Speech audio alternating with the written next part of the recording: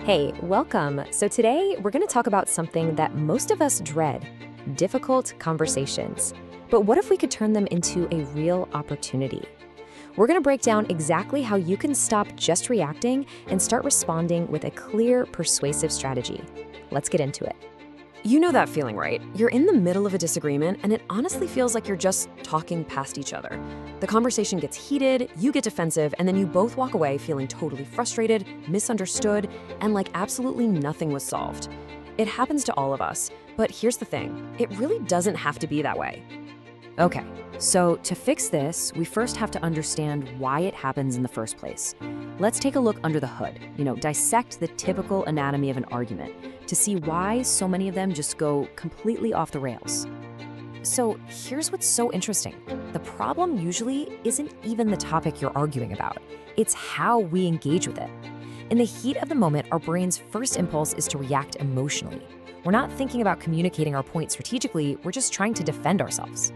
And that reactive mode, that's what leads straight to misunderstandings and that awful feeling of just talking in circles. But what if you could just flip that script?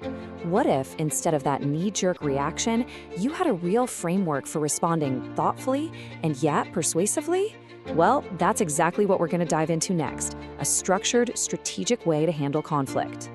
And this is the core idea, the secret sauce, really, the claimed base structure. It's actually a pretty simple but incredibly powerful tool.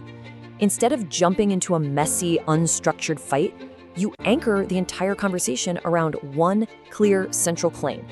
And then you back that claim up with actual prepared evidence, and you present it with this calm confidence that only comes from really knowing your stuff. This right here just lays it all out so clearly. On the left, that's the old way, the emotional reaction. It's a total mess, unstructured, impulsive, and it puts you on the defensive immediately. But on the right, you've got the strategic response. It's organized, it's prepared, and the goal isn't just to defend yourself, it's to actually persuade. It is a complete game changer in how you approach these things. So, how do you actually do this? How do you make that shift? Well, the magic isn't in some clever thing you say during the argument. Nope. It's all in the work you do before it even starts.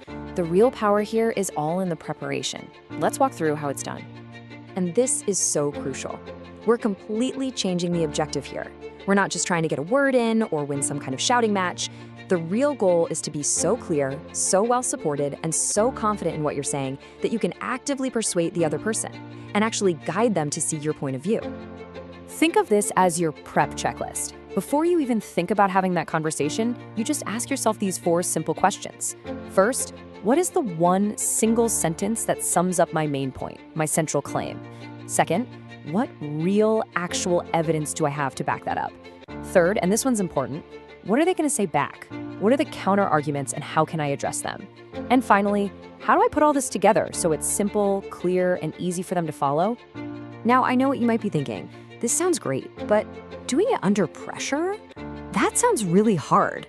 And you know what? You're right. Just like any new skill, it's going to take some practice. So let's talk about how to actually train this new communication muscle.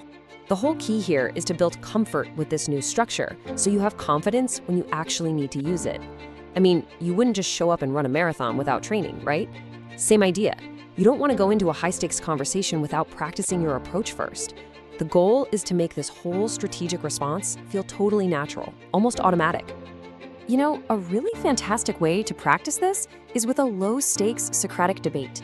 Just get a few friends or trusted colleagues together, present a simple claim to them, then, and this is the important part, just let them ask you questions, not to argue, but to help you see where your position is strong and where it might be a little weak.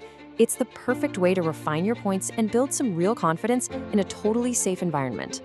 You see, when you start preparing your claim and practicing how you deliver it, you totally change your relationship with disagreement. You stop coming from a place of anxiety and reaction, and you start coming from a place of structure and calm and confidence. So after all this, what really happens? When you start using the strategic, claim-based approach in your difficult conversations, what's the real payoff? The outcome is nothing short of a total transformation. I mean, look at this. You shift from a dynamic of high conflict and really low persuasion to one of low conflict and super high persuasion. All that energy that you used to waste on being defensive is now channeled into clear, compelling communication. You're not just fighting anymore, you're actually leading a productive conversation. And that, right there, is the biggest takeaway of all. This isn't about winning arguments. It's about changing what an argument even is. With the right structure, with the right preparation, a disagreement stops being a battle to be won, and it becomes an opportunity to actually build understanding. So I'll just leave you with this thought. The next time you feel one of those tough conversations coming on, don't dread it. See it as your chance to practice this new skill. What if just by being prepared and strategic, your next disagreement actually became your best opportunity to truly connect with someone and finally be understood?